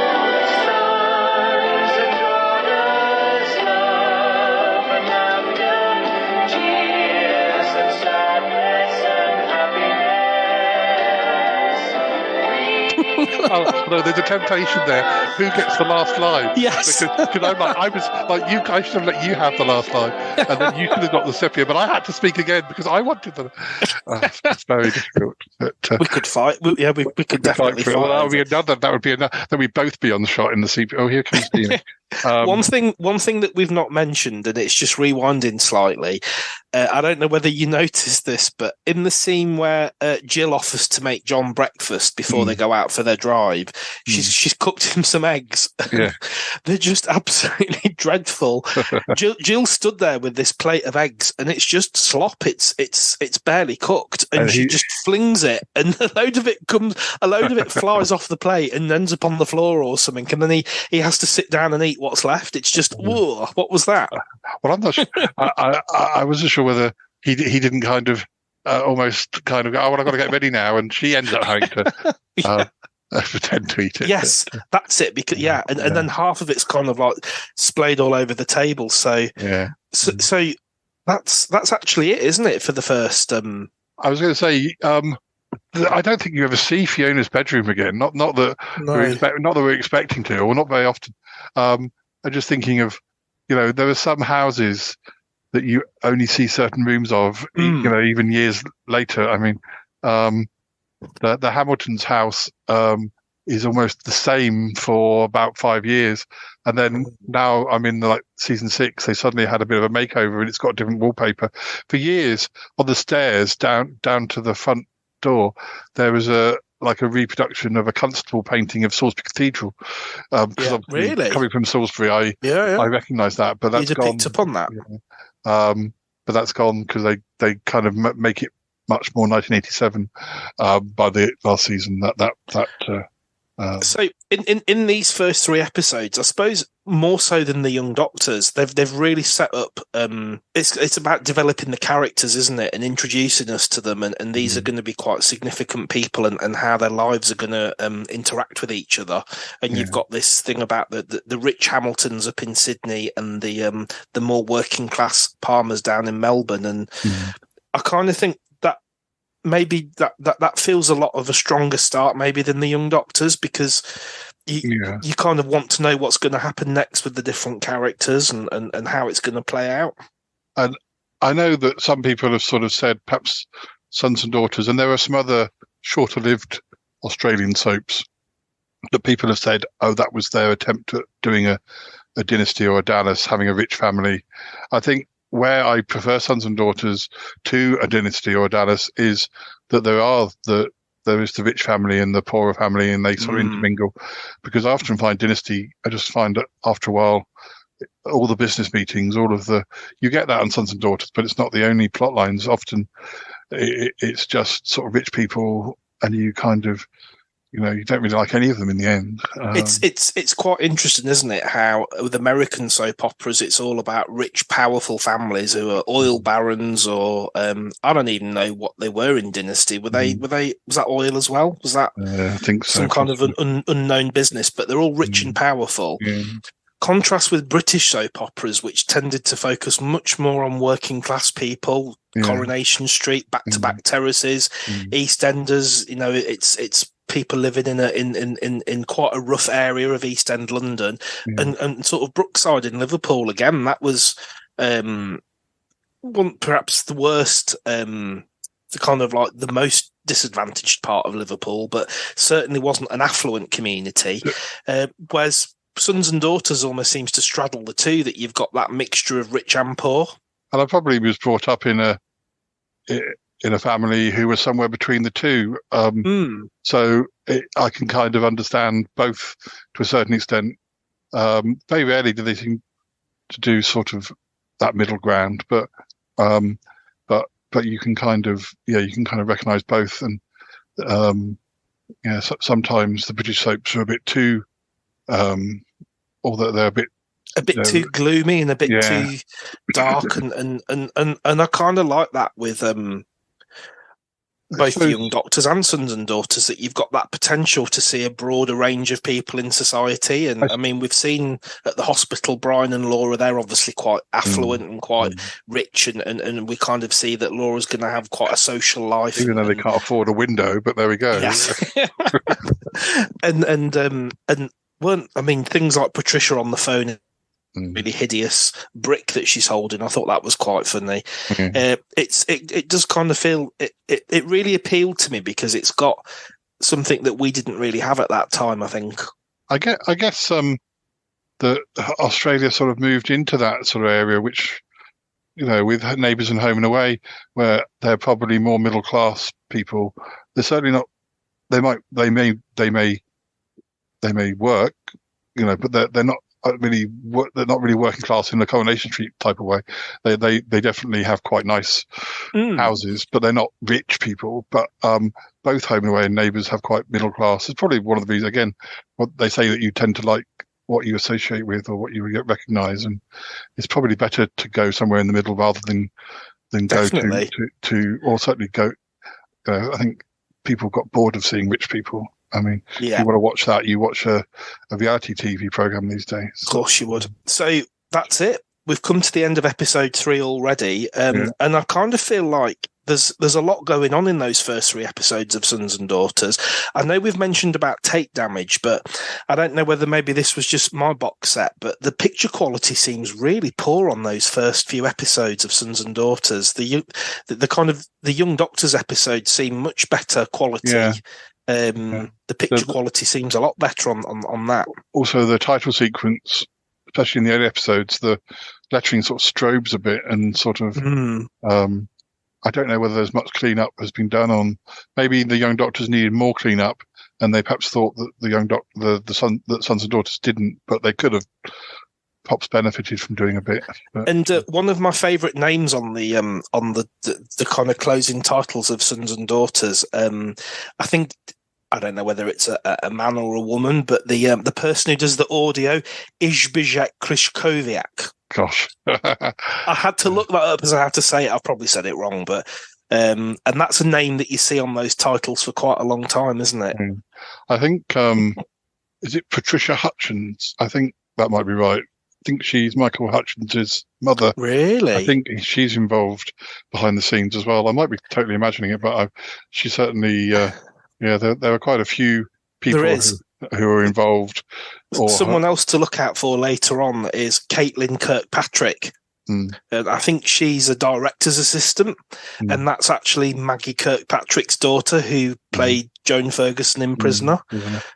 So while Maggie was down in Melbourne doing Prisoner, her daughter was up in Sydney helping Sons and Daughters to be made. So it's quite interesting, isn't it? How it's for them. It was, I suppose, perhaps in a country with less people, less actors, you are going to see people recycled more often, and some of the same names and faces. And... I don't know why when it's an Australian show. If somebody appears in multiple shows, I love it. But I'm also, on the other hand, I'm like, oh no! Like if I'm watching TV and it's not another drama with so and so actor, not another drama with do they only ever make films with so and so actor? I think I'm just contrary. If it's Australia, come back as often as you like. If it's UK, I don't want to see so and so on the TV. We become over familiar with them when they're in Britain, don't we? Yeah. Whereas I think maybe that's some of it as well. I've enjoyed that over the years. When you've seen, I've just seen some episodes of Sons and Daughters recently where is it Annie Jones has come into it? Yes, yeah. And you think, that's Jane from Neighbours, and like you say, if somebody from EastEnders went into Coronation Street, you'd just be thinking boring. But it's a bit more interesting to maybe spot the actor, isn't it? With some of those older shows.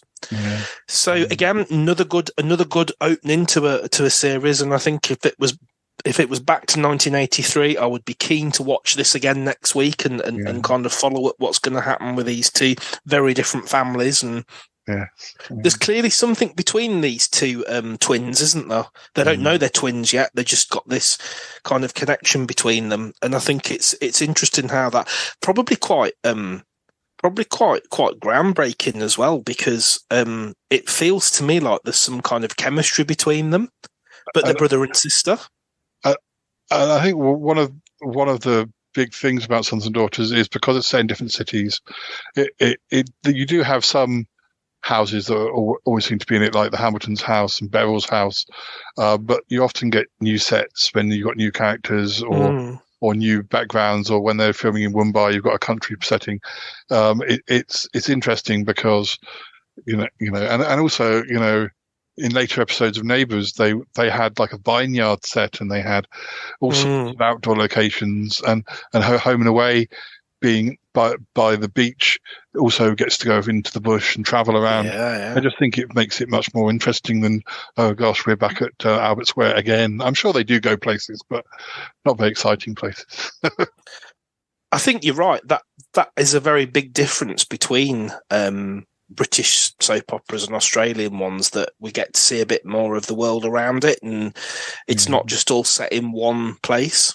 Even with the Young Doctors, we do get to see different restaurants and different different kind of outdoor shots. I think there's one where they're having a pool party in someone's house, and I think someone has an accident, and you just know they're going to end up back in the hospital again. But you do get to see that bit of outside life. I think that's quite interesting.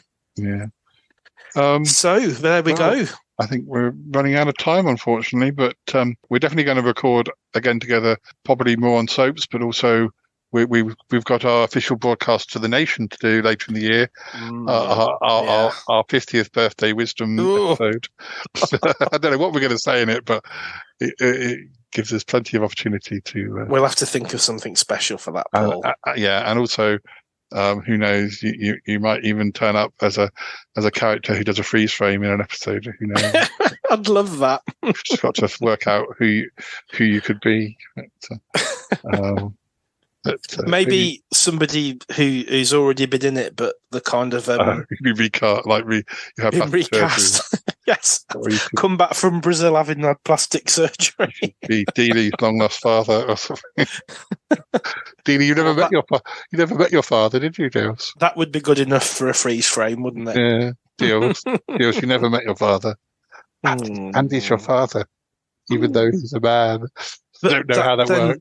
But if we're twins, oh no! What does that mean? That means you're Dealey's uncle. Deals, I'm your uncle and your dad. Deals, freeze frame, Deals. No, you're not supposed to be smiling. You're supposed to be shocked. Oh dear, actors. So there's about 3 different freeze frames that you could get from that. Yeah, Deals. Oh dear. Well, listeners, that's all we've got time for. We'll have a little bit of a chat at the end, but we're going to say goodbye. I'll say thank you very much to Andy, my birthday twin, and thank you very much for having me, Paul. It's been a pleasure. And we'll have to think of a new. Maybe we can do some end of season. Well, we'll have to see what we've got on the best cliffhangers. Yeah. We're a bit limited with what's on. I need to watch more of the Young Doctors box set, but yeah. Okie dokie. Right. Say goodbye, Deals. Yes. It's been a pleasure, hasn't it? Yeah. And I'll say goodbye as well. Yeah. See you later. See you later. Bye. Bye. Bye.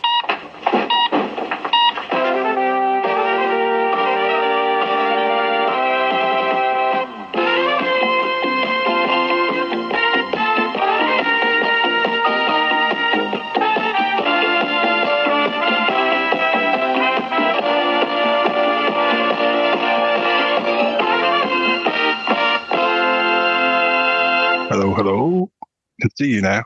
Can't hear you yet. Hello. I can hear you now. I don't know what was going on there, Paul. Magic. Well, not magic. Bad magic. Dear. How you doing? Oh dear. I'm good. Are you? Yeah, not too bad. Today went quicker. I woke up late for me, like 9 o'clock, and I usually wake up like 6 or something. I'm like, you must have needed it. Have you had any rain? Not sure. It's overcast. I think we might have done. I think the tarmac outside looked like it was a bit wet earlier, but I didn't remember it. But we had a god almighty thunderstorm in the night. It was really, really loud, and then the rain was just like, oh my god, it's going to flood.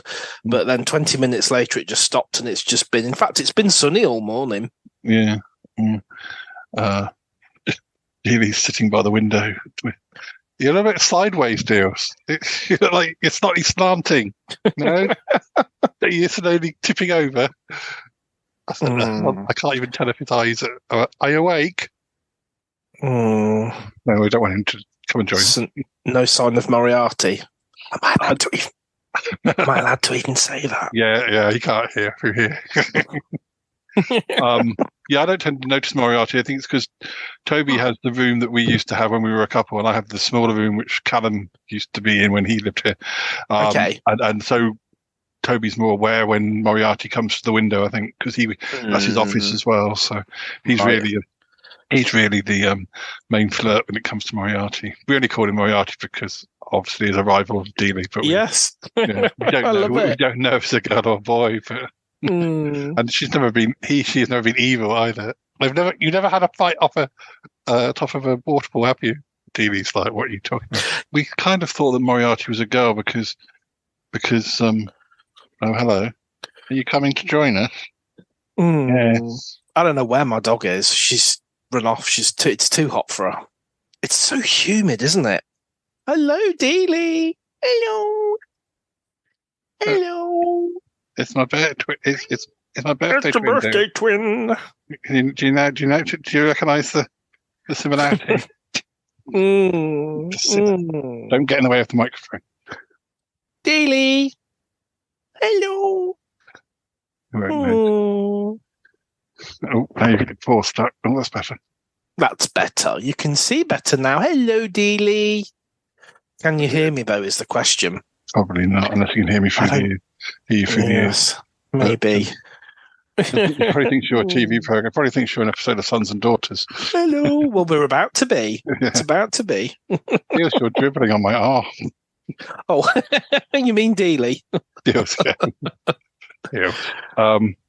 So yeah, we thought that Moriarty might be a girl because she looked like she was putting on weight at one point, and we hoped that she was going to bring us a kitten, but that never happened. We've never seen kittens. She's just been getting lots of treats from lots of different places or something. Yeah, my partner was telling me about we used to have a cat at the old house before we moved here who was a timeshare cat and used to visit several neighbours and used to come around for dinner and all sorts of cuddles and kisses, and apparently was doing it with about 4 or 5 different neighbours as well. Yes. And then going back and having its proper dinner. Do you believe it? That sounds like a life that you could have had. It's like you don't get to go outside. So you don't. You just want. It makes me want to cuddle Dealey now. Come here. Yeah. Come through the internet. Come on, Dales. Get in there. Go on, get in that little space.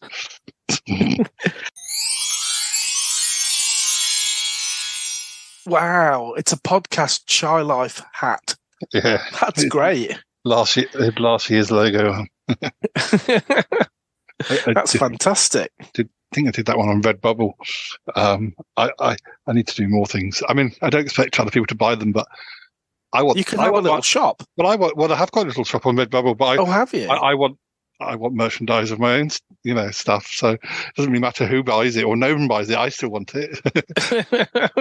It's like when I self-published my books. I did it in all formats because I wanted to have a hardback version of. Even if I only sold 10 books, at least I got hardback copies and I got paperback copies and I got. You got to be on the cover of things, don't you? Are you on this? This is Dealey, isn't it? Yeah, you're not on this. You have been on the logo before. Yeah, so I was going with what I say about soap operas and title sequences. I change the music every 100 episodes, and I change the logo every year. So I keeps it fresh. Even if I use an older photo of me because I can't find a good one of me now. I gotta go now. Bye. I want to sit down with you. Gotta go. Bye. Goodbye, goodbye, goodbye. It's been good, but yeah, definitely time to come home now. Wow. Really? No kidding. Goodbye, goodbye, goodbye. Goodbye, goodbye, goodbye.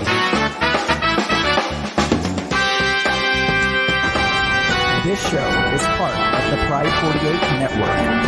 Find more shows over at pride48.com. What's going on now? Oh, it's the Shy Life Podcast. Let's go.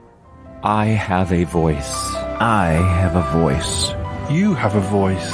You have a voice. We have a voice. We have a voice. Unique voices in podcasting. UnivazPods.net. So, have I really pushed you to do the homework on this? No, it's only because I left. I thought I'm going to have. I'm sorry. I thought I'm going to have. Well, of course, I have seen them all before. It's just the more detailed plot things that you just sort of have a. I've probably seen Sons and Daughters first episode more than I've seen. Deals. So I'm almost running out of Sons and Daughters now because I'm on season 4, and I noticed that they've started releasing them as like a double pack, 1 and 2 together. And I thought, well, I don't want to buy season 5 and then find out that 5 and 6 is released as a multi-pack, and then I'm going to have to spend more money. So, but they haven't released 5 and 6 yet. I also think that's a good idea because 6 is slightly short. It is slightly shorter, and also I don't think they reduced the price for it. No, as a single box set. I was like, shouldn't this be like? There's about 3 discs less, and because there's about 115 episodes compared to. So it's a lot shorter. Yeah. So it's probably definitely best to wait for. So I've slowed down a little bit. Because I'm trying to make season 4 last a bit longer, as they say. But we'll see. Yeah, I'll probably. I've watched the first box of season 6. I'm now about 4 episodes from, because I watched episode 900 to the end about 3 or 4 years, 2 or 3 years ago, because originally it was all on the internet. And I was watching it, and then suddenly I got to episode 200 and it vanished. And then I found another stream which had the last 78 episodes or whatever. So I watched those, and I'm now on about episode 800. And the only thing about that is that there was a big gap that I'd not seen since I saw them in the 90s. So I'm now about 4 or 5 episodes away from of episodes I won't have seen for 30 years, and then it'll be back to the ones I saw.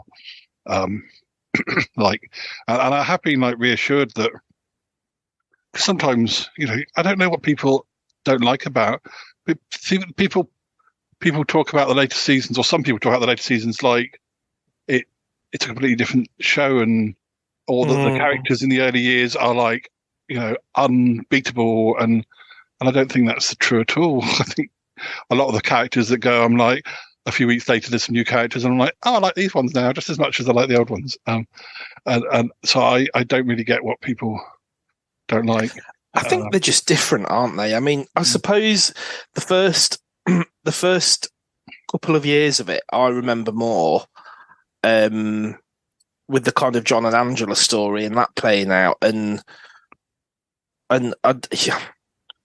you do kind of get a sense of that once they've gone, they're almost like trying to recreate maybe that thing with maybe Andy. And I struggle a bit with Andy. I don't dislike him as a character, but I just feel there's a lot of time where he's not actually doing anything. And I don't know how the actor stuck at it, because, you hear actors saying, they weren't giving me any fresh stories and I was almost like a background.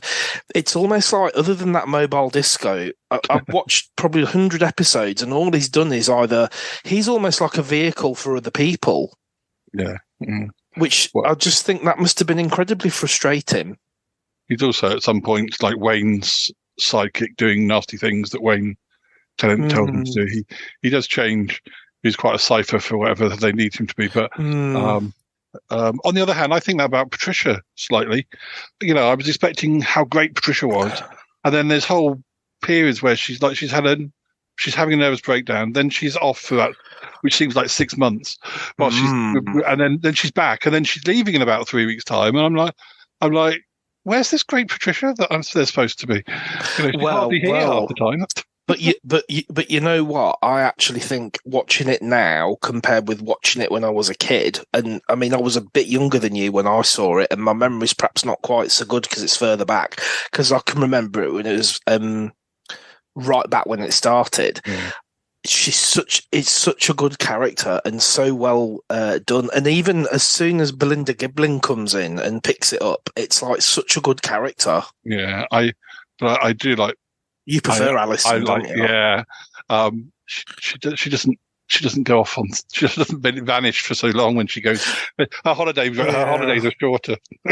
You see, when I keep watching it now and I keep seeing Alison, I just keep seeing in my mind, I keep saying to myself, it's really Patricia. It's really Patricia.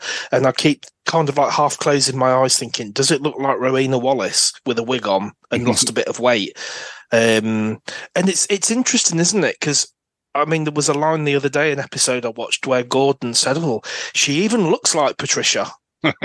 And it was like, you haven't worked that out yet. But I loved the way, I've just seen the one where David come back, because talk about people leaving and then having time off. I think, did they say in the notes that he'd gone away to do a film or something? Yeah, but, and a few times he was going to go away for a film, and then it didn't happen, so he came back. So he's just come back from South America, and as soon as he sees her, because they've brought that fake woman in, who looks like a fake Patricia, who it's interesting, and I thought, they've really planned this really well, because when she's in the hospital and they get that fake photograph to throw Fiona and David off the trail of that other woman. This is what she looks like now. Now she's had the plastic surgery.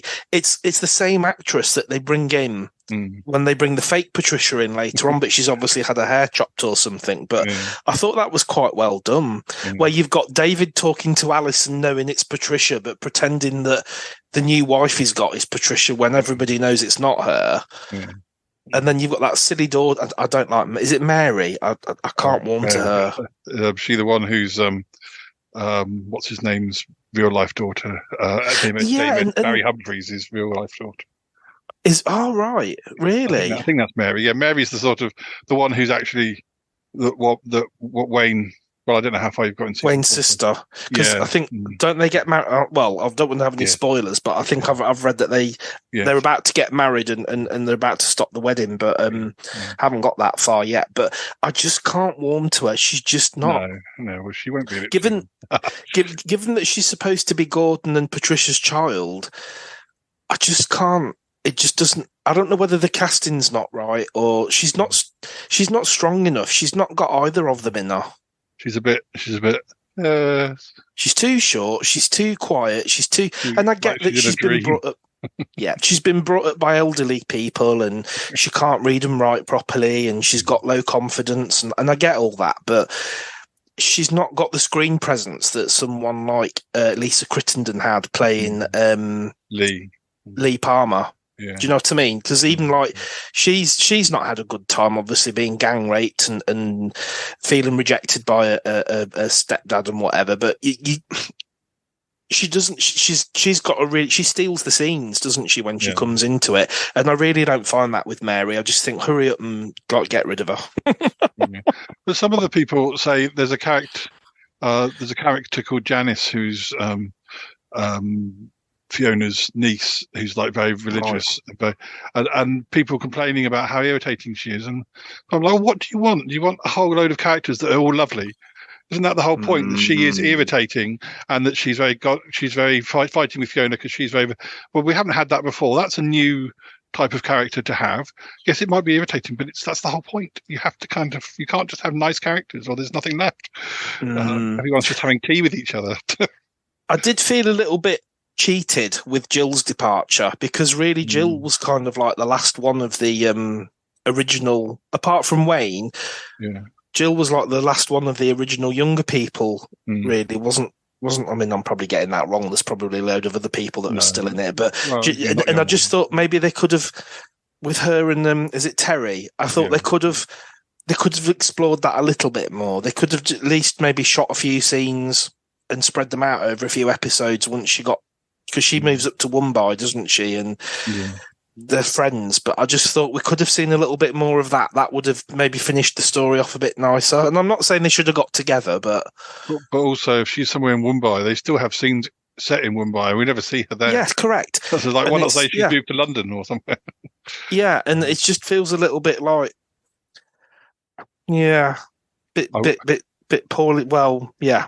I mean, sometimes it's the problems of soaps anyway. Like there's been a funeral and a wedding in either late season 5, early season 6, and John and Angela don't turn up to these funerals or weddings, even though there's no reason why they shouldn't. You'd think they definitely would, and other characters definitely would, and also that they kind of retcon it, if that's the right word. With Alison, because she's very upset she never sees John and Angela anymore, and the people are saying, well, you need to try and build bridges, but when she last sees John and Angela, she's not on bad terms particularly with them. I don't remember. They haven't seen her since she changed her face, but I think they don't leave like on totally bad terms. So it's more like yes, because there's a point where she says, "Right, that's it. The twins. I'm done with them now. You know, you're out of my life. Forget it." But then gradually she realizes that she does still want them. I've heard that Paul's extremely nimble. The best part of the Shy Life podcast is when it ends. Did you like that episode, Sassy? That episode of what? Never mind. Oh.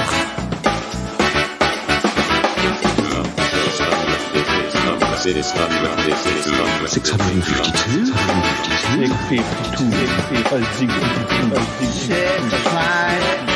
652.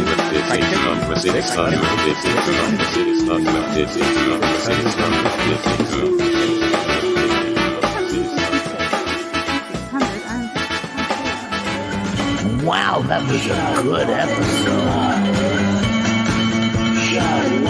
This is just the weirdest thing I've ever heard. 652. So, given that we're twins as well, birthday twins, yeah. Have you ever had a dream of me on a horse?